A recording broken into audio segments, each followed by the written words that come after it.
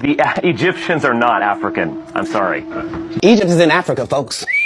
As long as Egypt is in Africa, then Egyptians are African. They say Egyptians are not Africans. They say Egypt was not part of Africa. But I ask them, where were you when pharaohs from Sudan ruled Egypt? Where were you when Paye, Shabaka, Taharka, and Tanutamun, sons of Nubia, sat on the throne of the two lands? You see, history is not a story told by neutral men. It is a weapon. And they have used this weapon to cut Egypt away from Africa, to make us believe civilization came from somewhere else. But the stones of Sudan, the pyramids of Meroe, the records of the Nile, they testify that Africa was not borrowing greatness. Africa was producing greatness.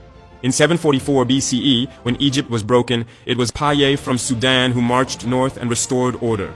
He respected Egypt's traditions, but he ruled as pharaoh. Was he not African? Did his skin change when he crossed the border of Nubia into Egypt? After him, Shabaka protected the memory of the ancients. He preserved the old wisdom by carving it in stone. Tell me, who but an African king would fight not just with swords, but with knowledge? And then came Taharka, the great builder, the great defender. He faced the Assyrian Empire, the superpower of its time. His courage was so great, his name entered the Bible itself.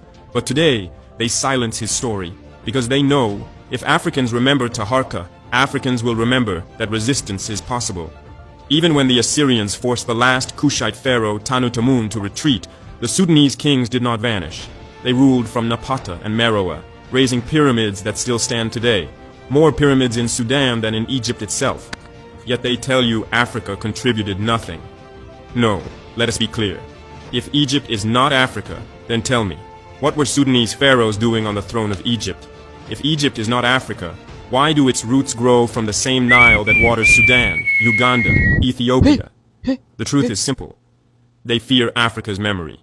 Because the people who remember they once ruled the world cannot accept being ruled today. So to those who say Egypt is not Africa, I say this.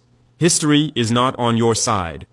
The forgotten pharaohs of Kush, carved in stone and written in blood, rise from the sands of Sudan to testify. Africa built Egypt.